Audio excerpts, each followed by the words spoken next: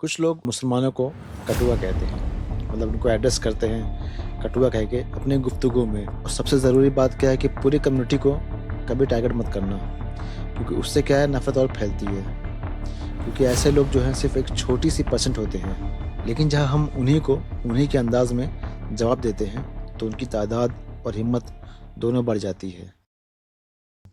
بسم اللہ الرحمن الرحیم. السلام علیکم ورحمۃ اللہ وبرکاتہ.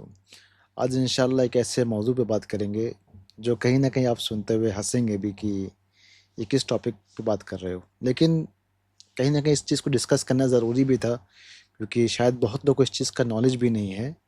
تو بہت لوگ تو اس کو ایک ابیوزو مینر میں یوز کرتے ہیں، لیکن بہت لوگ اس کو جہالت میں یوز کرتے ہیں. کچھ لوگ مسلمانوں کو کٹوا کہتے ہیں، مطلب ان کو ایڈریس کرتے ہیں کٹوا کہہ کے اپنے گفتگو میں، لیکن اصل بات کیا ہے؟ کیا صرف یہ ایک کمیونٹی کا مسئلہ ہے؟ تو آئیے سمجھتے ہیں انشاءاللہ، کیونکہ شاید بہت سے لوگ اس کے بارے میں نہیں جانتے، ان کو علم نہیں ہے. اس لیے آج ہم اس سے بات کریں گے اس مسئلے پہ، یہ چیز اصل میں کیا ہے، کون کون اس پر عمل کرتا ہے اور اس کی حقیقی فائدہ کیا ہے.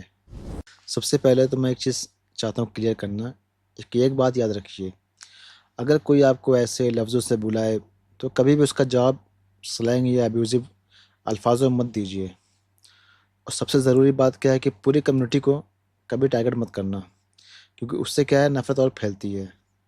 کیونکہ ایسے لوگ جو ہیں صرف ایک چھوٹی سی پرسنٹ ہوتے ہیں، لیکن جہاں ہم انہی کے انداز میں جواب دیتے ہیں تو ان کی تعداد اور ہمت دونوں بڑھ جاتی ہے. اور رہی بات کمیونٹی کی، تو یاد رکھیے انہی میں کئی لوگ ایسے بھی ہیں جو عزت اور ادب سے ہمیں ایڈریس کرتے ہیں. بہت سارے لوگ ہمیں کہتے ہیں کہ بھائی محمدن کہہ کر. خیر، ایک عجیب بات یہ ہے کہ جو لوگ کٹوا کہہ کر مسلمانوں کو مذاق بناتے ہیں، وہی لوگ کبھی ٹرمپ یا نیتانیاہو کو کٹوا کہہ کر ایڈریس نہیں کرتے. یہ ایک ڈبل اسٹینڈرڈ اور ایک منافقت ہے. تو انشاءاللہ آج ہم اسی پر بات کریں گے کہ کیسے اس کی اوریجن ہے، شروعات کیسے ہوئی، اس کے فائدے کیا ہیں، اور یہ بھی سمجھنا ہے کہ کون کون اس پر عمل کرتا ہے. سب سے پہلے اس کا اوریجن، تو اب سوال یہ اٹھتا ہے کہ ختنہ یعنی سرکمسیشن کا اصل سیرہ، اس کا آغاز کب ہوا؟ اسلام میں سرکمسیشن صرف ایک مذہبی روایت نہیں ہے، بلکہ سنت ابراہیم علیہ السلام ہے. قرآن میں اللہ نے رسول اللہ صلی اللہ علیہ وسلم کو حکم دیا، پھر ہم نے تجھے وحی کی کہ تو ابراہیم کا دین پر چلتا رہے. ابن القیم رحمہ اللہ لکھتے ہیں، ختنہ ان چیزوں میں سے تھا جن سے اللہ نے اپنے خلیل ابراہیم علیہ السلام کو آزمایا، اور جب انہوں نے اس کو بہترین طریقے سے ادا کیا تو اللہ نے انہیں انسانیت کا رہنما بنا دیا. روایت میں آتا ہے کہ ابراہیم علیہ السلام سب سے پہلے شخص تھے جنہوں نے 80 سال کی عمر میں اپنا ختنہ خود کیا، اور یہ عمل ان کے بعد جو پیغمبر اور ان کے فالوورز میں جاری رہا، حتیٰ کہ عیسیٰ علیہ السلام بھی ختنہ شدہ تھے. اس کے بعد اس بات کو خود کرسچنز بھی مانتے ہیں اور اس سے انکار نہیں کرتے، جیسے وہ یہ بھی مانتے ہیں کہ ان پر سور کا گوشت حرام تھا. ایک بہت کامن ورڈ سننے میں ملتا ہے، فطرہ. تو اسلام میں ایک لفظ ہے یہ فطرہ. فطرہ کا مطلب کیا ہے کہ انسان کی پیدائشی فطرت، یعنی انسان کا جو نیچرل نیچر ہے، وہ مزاج جو اللہ نے ہر انسان میں رکھا ہے، جس میں پاکیزگی، صاف ستھرا رہنا اور اچھائی پسند کرنا شامل ہے. نبی صلی اللہ علیہ وسلم نے فرمایا، فطرت کے 5 اعمال ہیں: ختنہ، بالوں کی صفائی، ناخن کاٹنا، بغل کے بالوں کا نکالنا اور مونچھ کو ٹرم کرنا. امام الشکوانی رحمہ اللہ کہتے ہیں، فطرہ کا مطلب یہ ہے کہ جب انسان ان صفت پر عمل کرے تو اسے ایک ایسی عزت اور طہارت ملتی ہے جو اللہ نے اپنے بندوں کے لیے پسند کی ہے. زیادہ تر اسلامک اسکالرز کہتے ہیں کہ مردوں کے لیے ختنہ واجب ہے. کیوں؟ کیونکہ اگر یہ مستحب ہوتی تو ابراہیم علیہ السلام اپنے بڑھاپے میں اتنی مشقت نہیں اٹھاتے. ابن القیم رحمہ اللہ لکھتے ہیں، ابو البرکات نے الغیا میں لکھا ہے، مردوں کا ختنہ میں پینس کے سرائے پر جو چمڑی ہوتی ہے، فور سکن ہوتی ہے، اسے کاٹ دیا جاتا ہے. اگر کوئی اس سے زیادہ حصہ ہٹا دے تو بھی جائز ہے، لیکن اصل مقصد یہ ہے کہ گلینس یعنی پوری پینس کا سیرہ پوری طرح سے ظاہر ہو جائے. امام احمد ابن حنبل رحمہ اللہ سے جب پوچھا گیا تو انہوں نے بھی وہی کہا، جب تک گلینس پوری طرح نظر نہ آئے تب تک کاٹا جائے. کس وقت یہ کرنا چاہیے؟ نبی صلی اللہ علیہ وسلم کے دور میں یہ عمل اکثر بچے کے عقیقہ کے وقت ہوتا تھا. روایت ہے کہ رسول اللہ صلی اللہ علیہ وسلم نے حسن اور حسین رضی اللہ عنہما کی عقیقہ اور ان کا ختنہ 7ویں دن پر کیا۔ امام نووی لکھتے ہیں بچے ختنہ 7ویں دن پر کرنا مستحب ہے۔ اب بات کرتے ہیں سائنس کی، جسے آج کے ڈاکٹرز بھی ایکنالج کرتے ہیں۔ Doctor Muhammad Ali Albar royal college of surgeons UK کے ممبر اور کنگ عبدالعزیز یونیورسٹی جدہ کے اسلامک میڈیسن کنسلٹنٹ اپنی کتاب الختان میں لکھتے ہیں یعنی فورسکن کے اندر انفیکشن اور یورین ریٹینشن کا خطرہ کم ہوتا ہے۔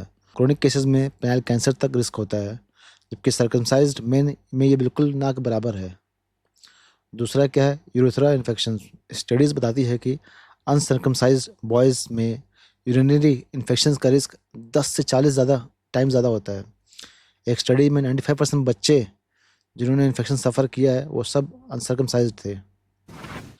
پینائل کینسر USA میں سرکمسائزڈ مین کے کینسر کا ریٹ 0 کے برابر ہے، جبکہ ان ملکوں میں جہاں ختنہ نہیں ہوتا زیادہ تر جیسے چائنا، یوگانڈا، وہاں پہ 12 سے 22% میل کینسرز یعنی پینائل کینسرز ہوتے ہیں۔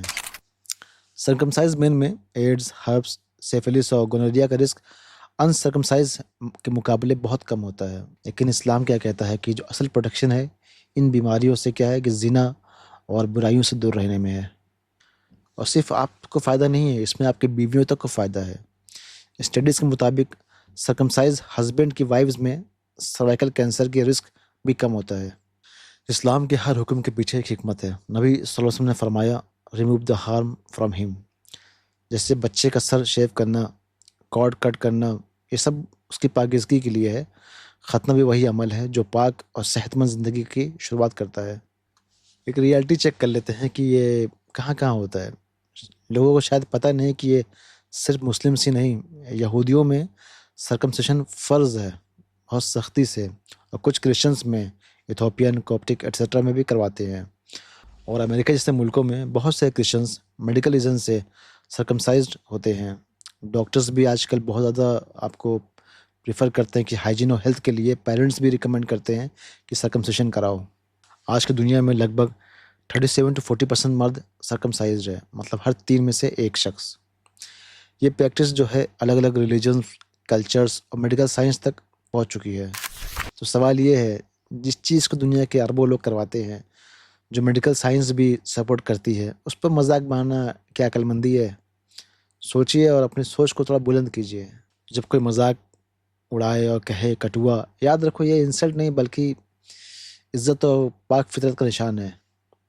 یہ اس انسان کی جہالت ہے یا اس کی علم کی کمی جو اس چیز کی امپورٹنس کو سمجھ نہیں پا رہا ہے۔ جو چیز اللہ سبحانہ تعالیٰ نے ابراہیم علیہ السلام سے شروع کروائی اور آج محمد صلی اللہ علیہ وسلم تک پہنچائی، وہ ہر انسان کے لیے ہے جو اپنی روح، اپنا جسم اور اپنی فطرت کو پاک رکھنا چاہتا ہے۔